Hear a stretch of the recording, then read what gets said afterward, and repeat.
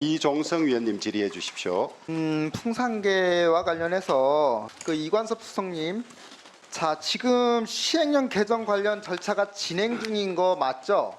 처음에 6월 달에 시행령 개정안을 입법 예고하면서 관계부처 의견 조회를 했을 때 대통령실에서 입장을 낸 걸로 알고 있습니다. 이거를 반환 무슨 단어인지는 모르겠지만 아무튼 그 통보가 왔었죠. 문재인 대통령 측에서. 예, 입장문에 보면은 반환하고자 합니다. 네. 그렇게 입장을 내신 걸로. 근데 오늘 또 언론에 보니까 벌써 그 풍산개들을 파양 선언 하루 만에 경북대 산업동물병원에 보냈다라는 뉴스가 또 들려와요. 문재인 대통령이 4년 동안 기르던 정이 있기 때문에 본인이 기르겠다라는 의사를 밝혀가지고 이렇게 추진이 된 건데, 이 반환 의사를 밝힌 지 하루 만에 이렇게 병원으로 보내버렸다는 거에 대해서 이 당초에 지금 뭐 정부의 책임으로 지금 전가시키고 있는 부분에 대해서 과연 문재인 대통령의 진정성이 있는가에 대해서 의심이 갈 수밖에 없는 부분입니다. 지금. 그런데 더 충격적인 일은 문재인 대통령이 달력 판매 사업도 하시나 봐요. 그래서 23년도 달력이 나왔는데 문재인 달력이라고 해가지고 여기에 그 사진들이 주 모델이 다 풍산개들이에요. 이렇게 그 달력의 주 모델을 풍산개로 찍어놓고 달력이 하나에 뭐 14,000원, 조그만 거는 8,800원 이렇게 판매가 되고 있어요. 지금 인터넷에서. 이렇게 모델로 써놓고 이렇게 매몰차게 쫓아내 버렸다는 게 이게 상식적으로 이해가 갈 수 있는지, 정말 문재인 대통령이 이 반려동물들에 대한 애정이 있었는지를 의심치 않을 수 없는 부분입니다. 네. 예, 정리해 주십시오. 경호처 차장님. 네.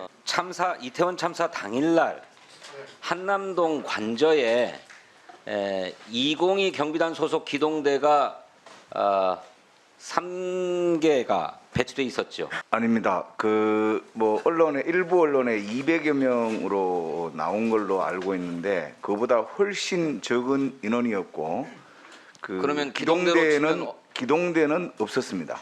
기동대는 배치가 안 돼 있었습니까? 네, 한남동에 기동대는 없었습니다. 그러면 202는 기동대가 아닙니다. 그럼 뭡니까? 202는 그 경찰단입니다. 그렇습니까? 네. 그러면 당시에 집회 시위에 대비한 경찰 병력이 없었다는 말씀인가요? 한남동에는 없었습니다. 한남동에는 없었어요. 네, 그렇습니다. 경찰 보고에서는 3개 기동대가 주간 2개, 야간 1개 이렇게 해서 경비를 하고 있었다 이렇게 보고를 했었는데. 제가 확인한 거하고 다릅니다. 그래요? 네. 그 자료로 제출해 주시겠습니까? 저희는 202가 있었고, 아까도 말씀드렸지만 202 인원들의 세부 현황은 제가 밝힐 수가 없다고 말씀 올렸고, 일부 언론에 나온 200여 명은 옳은 수치가 아니다, 훨씬 적은 인원이 있었다라는 것을 증명할 수 있습니다. 그렇습니까? 네. 그래서 언론이나 또 정치권에서 그 한남동 관저 빈집을 지키느라고 있었던 경찰 병력을 이태원 참사 현장에 보낼 수는 없었던가? 라고 하는 문제 제기를 했습니다. 그렇죠? 그 문제 제기가 가짜라는 점을 그 언론에다가 분명히 얘기를 했었고, 어떻게 가짜라는 것인가요? 빈집이 아니고 국가 중요 시설이라는 걸 얘기를 했었고, 네, 근데 어쨌든 그다음에 거기에 사람이 200명이라는 숫자가 네, 네. 아니라는 걸 얘기를 네. 했습니다. 그랬어요? 네. 그런데 그에 대해서 무책임한 정치 선동에 책임을 묻겠다고 입장문 냅니까?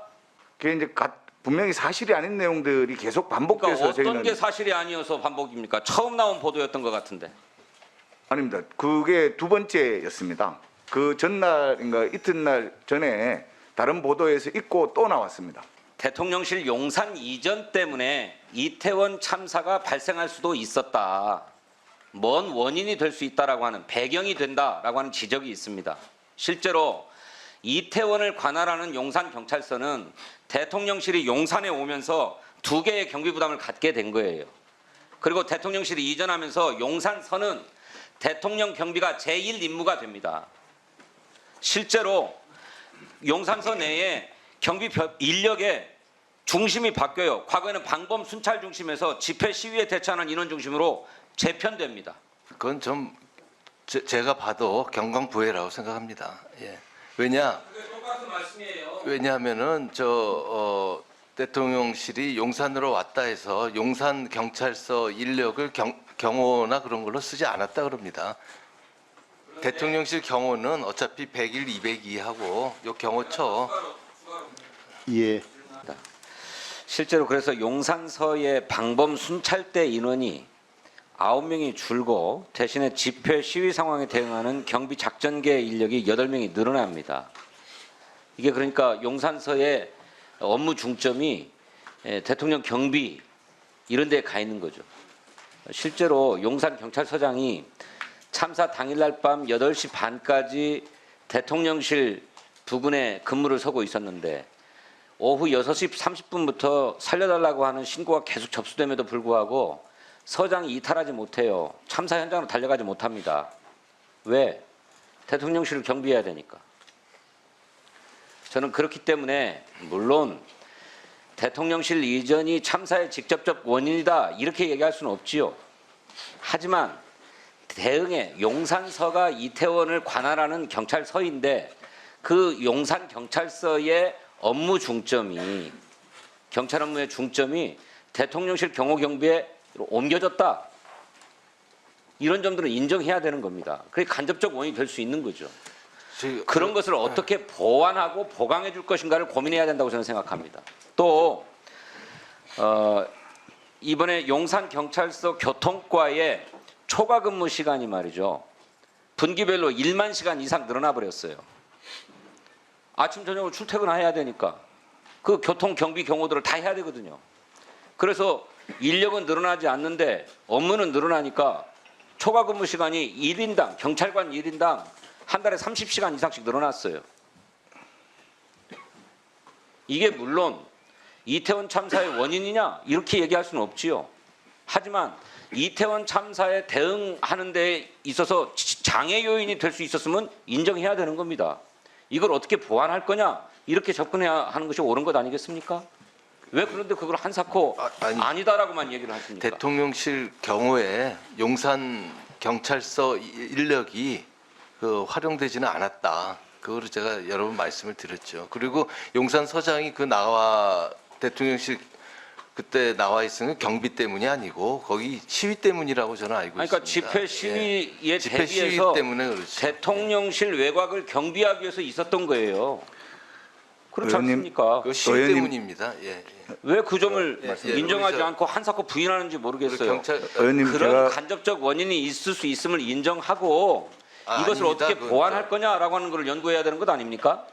그 팩트가 아닙니다. 예, 우리 왜 팩트가 아니에요? 여기 경호차장이 드러나고 있는데. 말씀드리겠답니다. 경호차장 말씀해 보세요. 네, 그 집회 시위와 관련된 경찰 업무는 경찰의 본연의 업무이고 경호 경비 업무와는 별개입니다. 그래서 용산 경찰서에는 아마 종로 경찰서가 예전에 청와대가 있을 때 일부 인원들이 이 집회 시위나 이런 거 대비해서 증강된 인원이 있었는 걸 알고 있는데 그 인원들이 아마 경찰청 자체 판단에 의해서 용산 경찰서로 증원된 것으로 알고 있고 그 업무가 집회 시위 대비 업무가 경호 경비 업무라는 것은 분명히 같지 않다는 점을 말씀드립니다. 네. 만일 청와대에 그대로 있고 용산으로 이전하지 않았다면 용산 경찰서장이 집회 시위 대응하기 위해서 국방부 앞에 가 있겠습니까? 의원님, 그거는 집회 시위하시는 분들이 옮겨온 것이고 집회 시위에 대비하는 것은 경찰의 업무이고 그다음에 전반적인 경찰 업무 중에서 어느 것이 그때 당시에 중요한지 중요하지 않은지에 대한 그 가중 판단은 경찰서장의 몫이라고 생각합니다. 예, 수고하셨습니다. 네, 실장님 아까 그 의원 질의 답변하시면서 대통령이 이태원 참사 제일 먼저 한 게 국정상황실이 일 잘했다는 증거다. 그런 거 보여주는 거다. 이런 말씀하셨죠? 예, 제대로 작동되고 있는 거죠. 아니 제일 일을 잘하고 있다. 이거 아까 홍석준 의원님의 질의에도 그렇게 답변하셨습니다. 예. 저는 이 답변을 듣고 진짜 경악을 했습니다. 이게 정상이 아니다. 대통령실이 마치 행안부 장관실하고 경찰청장하고 경쟁하는 관계도 아니고 대통령실이야말로 이 국가 운영 시스템이 제대로 굴러갈 수 있게 제정상적으로 작동될 수 있게 하는 일이 대통령의 일이고 대통령실의 일인데 어떻게 이 자리에서 대통령실이 먼저 알았다는 게 상황실이 잘 돌아간다는 뜻입니다. 이렇게 저는 말하는 사람들이 대통령실에 있는지 저는 진짜 경악을 했습니다. 어떻게 이렇게 할 수 있습니까? 지금 이렇게 대통령실보다 늦게 알게 된 행안부 장관과 경찰청장 이 시스템 잘 돌아가게 하는 게 국정상황실이고 대통령실이어야 되는 거 아닙니까? 이런 인식을 가지고 있으니까 이태원 참사 같은 참사가 나는 거 아닙니까? 여기에 대해서 저는 이태원 참사를 자꾸 그렇게 좀 뭐 사람을 저는 바꿨으면 보고 됐고 시스템이 국정운영 예, 시스템에 대해서 얘기하고 그 국정운영 시스템의 책임을 지고 있는 대통령실이 어떤 국정운영의 기본적으로 자기 역할과 소임이 뭐라고 인식하고 있는지 그 답변에서 드러난다고 생각합니다. 대통령실이 어떻게 대통령실 따로 있는 겁니까? 아니 그래서 질문하겠습니다. 국정상황실이 다 파악을 해서 답변- 경찰청하고 비서실장님이 아까 행안부하고 충분히 답변하신 걸로 국민들이 저는 판단한다고 다 생각합니다. 띄웠잖아요. 그 자, 정도면 이태원 참사보다 네. 더 큰 참사가 일어날 수 있습니다. 뭔지 아십니까? 고리 원전에 반경 30km 이내에 우리나라 382만 명 살고 있습니다. 세계 원전 밀집도 1위 국가입니다. 만에 하나 원전에서 뭔가 방사선 오염물질이 여기서 누수가 된다든가 새어 나간다든가 이게 지하수로 들어간다든가 바다로 가가지고 그 바닷물을 해양 생물이 먹고 그걸 다시 잡아서 우리 국민들이 먹는다든가 이러면요 156명 이상의 더 어마어마한 감당하지 못할 참사가 일어날 수 있습니다. 월성 1호기 원전에서 하루에 1년에 2.5톤인가 나옵니다. 하루에 7리터씩 1년에 2.5톤. 예, 정리해 주십시오. 그 원전에서 뭐가 유출이 된다 그랬어요? 네. 아이 그럴 리가 있습니까? 예.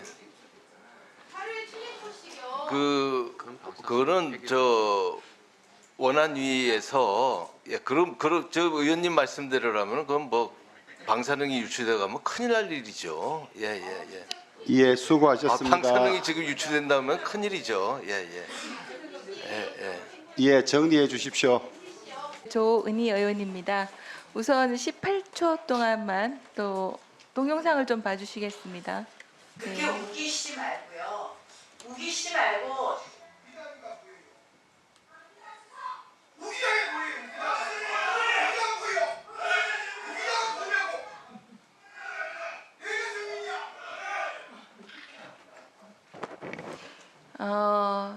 국회 운영위에 청와대 국정감사 당시 정무수석인 강기정 수석이 거칠게 난동을 부리고 있는 장면을 여러분이 보셨습니다.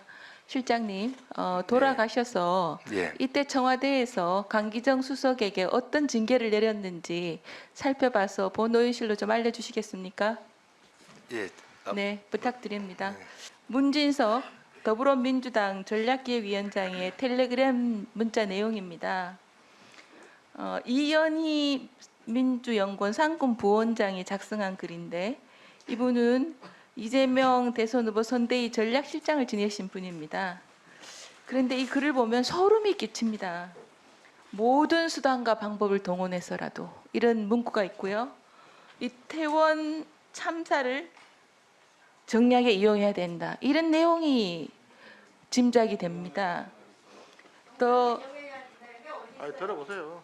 짐작이 된다 말씀드렸습니다. 그리고 더 우려스러운 것은 개인 정보 등의 문제로 고인의 명단이나 사진을 공개하기 어려울 수도 있으니까 가톨릭계 원로를 세워서 공개를 추진한다는 이야기도 들리고 있습니다. 참 이걸 보면서 개탄스럽고 실망스러우면서 또 우리 현명한 국민들께서 잘 판단하시리라 국민을 믿는 수밖에 없습니다. 근데 가짜 뉴스도 좀 문제입니다. 화면을 좀 보시면 방송인 김어준 씨는요, 이 이태원 헬로윈 파티 뭐 축제 때 문재인 정부 시절에는 골목길에 일방 통행을 했다. 거짓말이거든요. 그리고 남영희 민주연구원 부원장은 민주연구원 부원장들이 많은 이런 좀 문제발언을 하시는 것 같은데 조 바이든 미국 대통령의 차량 행렬 영상을 윤석열 대통령의 출퇴근 영상이라고 기정사실화해서 그게 가짜인 것, 거짓말인 것이 밝혀지니까 아니면 말고 아니라 그러면 되잖아 이런 거예요. 예, 이 가짜 뉴스만은 어떻게 저희 모두 좀 아까 우리 저 박홍근 대표님도 그 가짜 그 뭐 카톡방인가 그런 걸로 또 당하셨다 그러는데 뭐 여야 할 거 없이 가짜 뉴스는 참 진짜 우리 사회의 폐악인 것 같습니다. 예, 다 같이 좀 퇴치하는 그런 노력을 했으면 좋겠습니다. 예. 자료 왜 안 주십니까?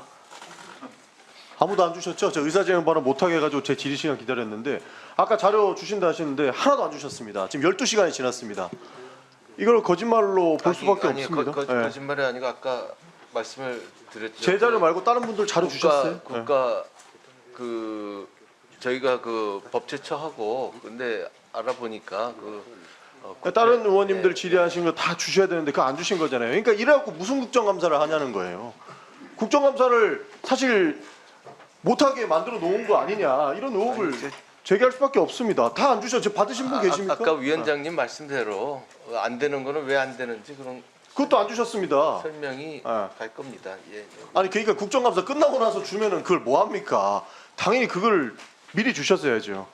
그리고 제가 아까 김건희 여사 그 장신구 문제 저는 그 우리 총무비서관님 되게 실망스러운데 저는 뭐 태도 문제 이런 걸 지적하고 싶지는 않았습니다. 근데 사적으로 사건을 빌렸다는데 우리가 어떻게 하나 이렇게 대답하시는 것은 국정감사를 안 받겠다는 거나 마찬가지로 보고 있습니다. 설정 어떻게 보십니까?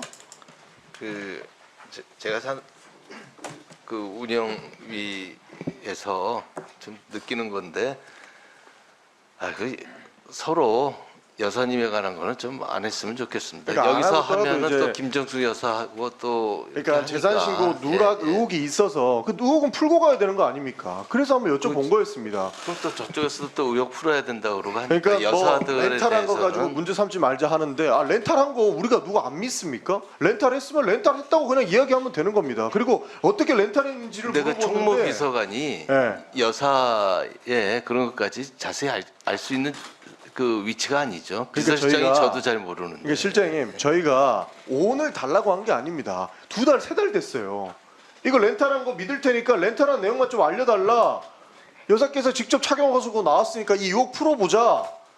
의심하고 접근하는 게 아니고 의혹을 해소하기 위해서 그에 협조해달라는 거였습니다. 그걸 안 해주니까 지금 국정감사에서 질의를 하고 있는 겁니다.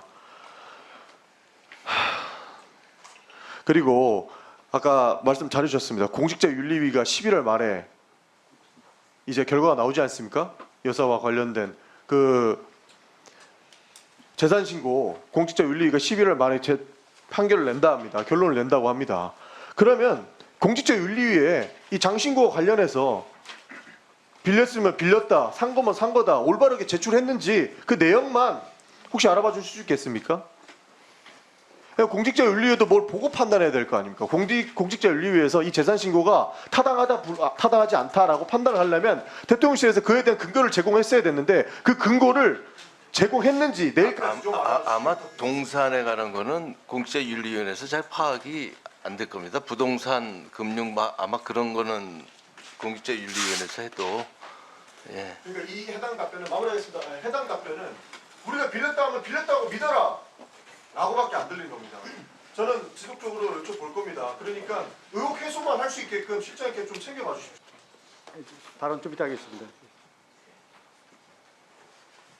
누가 쓰신 겁니까? 이 건으로 쓴 건지. 일어나신 분들 왜 일어나셨어요? 예, 지금 웃기고 있네 논란 발언 후에 발언대 앞으로 가는 순간입니다.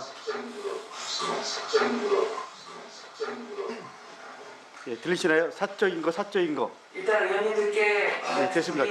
저 목소리 누구 목소리죠? 사적인 거, 사적인 거 다시 한번 틀어드릴까요? 예. 이 발언이 지침 아닌가요? 사적인 거라고 김은혜 수석이 한 얘기랑 똑같습니다. 제 짐작을 얘기해 볼까요? 우리 김대기 실장 어떻게 생각하세요? 누가 사적인 거 얘기했습니까? 글쎄요. 그러면 다시 한번 들려드릴까요? 시간 때문에 확인하시고 연락 주십시오. 이게 말이 되나요? 국감장에서 지침까지 주고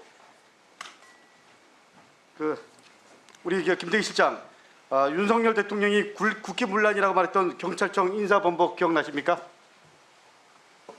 최초 인사에서 서울경찰청 공공안전차장에 경비 전문가 인사가 배치됐어요. 그런데 대통령실에서 인사를 뒤집어서 경비 경력이 전혀 없는 인사를 임명했습니다. 사람들은 얘기를 합니다. 대통령실이 인사를 뒤집지만 않았어도 이번 참사를 막을 수 있었을지도 모른다. 다시 말하면 이번 참사의 원인 중 하나가 아닌가 이런 얘기들을 합니다. 그건 그렇게 얘기하겠죠. 예.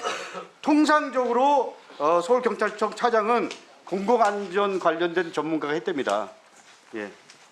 다음 우리 국립대학교 사무국장 10명을 대기 발령했습니까? 했습니다. 이 아십니까?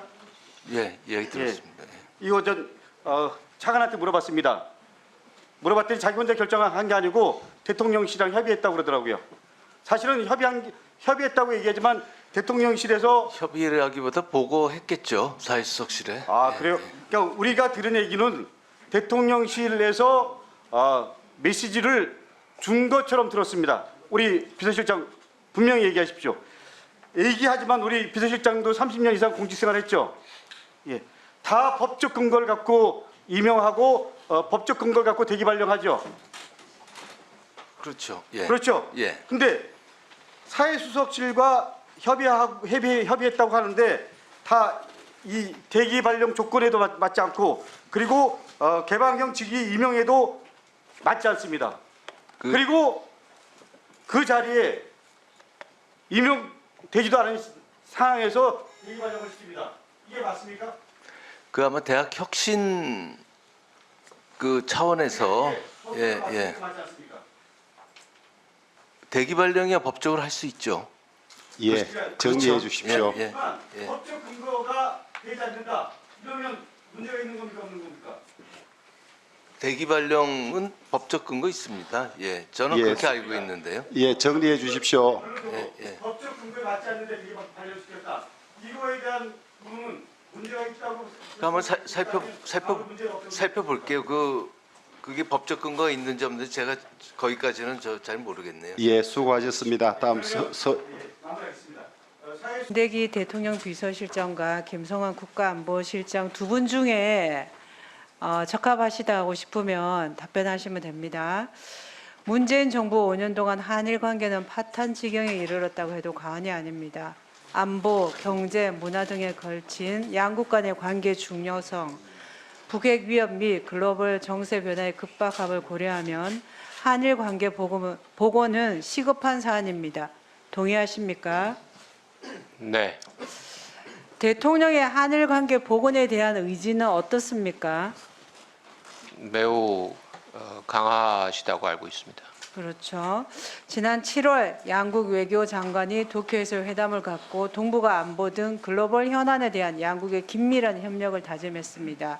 지난 9월에는 2년 9개월 만에 한일 정상회담도 이루어졌는데 근데 이를 두고 대일 굴욕 저자세라고 비판하지만 기시다 총리는 회담 이전 총리 주관 행사를 서둘러 마치고 기념사진 촬영도 빠진 채 정상회담장에서 우리 대통령을 기다렸다고 하는데 맞습니까? 맞습니다.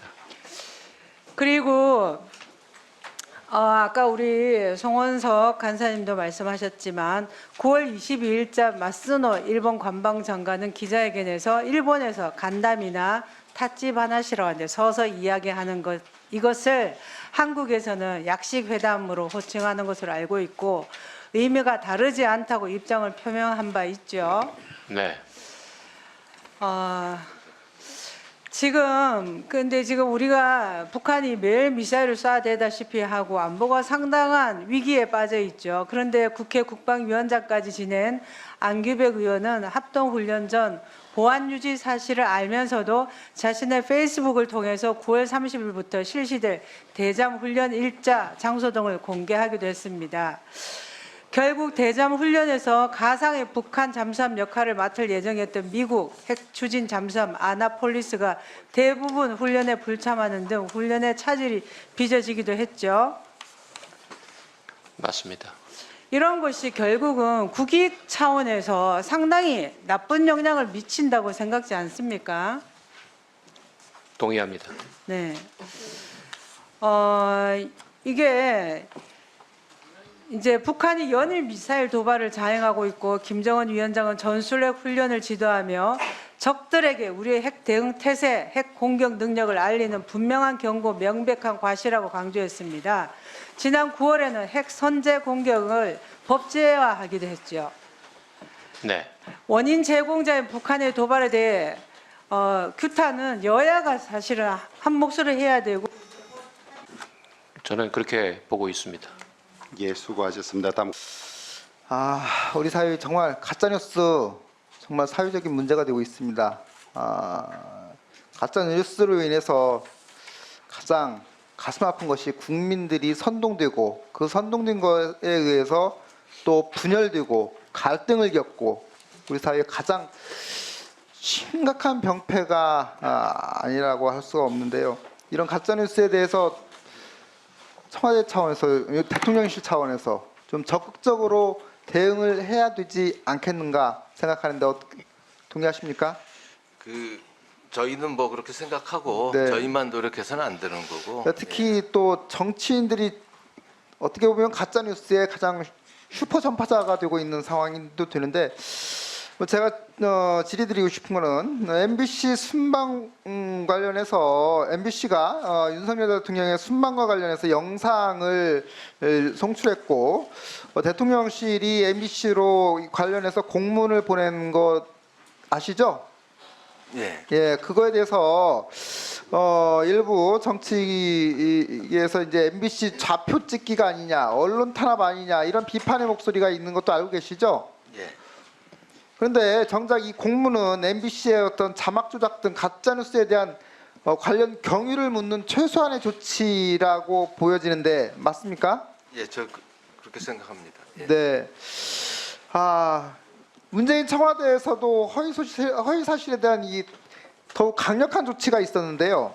윤도한 전 청와대 국민소통수석이 내부 절차까지 마련했습니다. 19년도에. 그래서 첫 번째 단계로 해당 언론사의 구두 정정보도 요청, 그리고 사실이 아니라는 브리핑을 하고 두 번째 단계로 정정보도를 거부하거나 답이 없을 경우에 공문을 발송하고 세 번째로 답이 없거나 거부하면은 언론중재위 신청하는 것, 이렇게 가이드라인까지 만들어서 발표를 했습니다.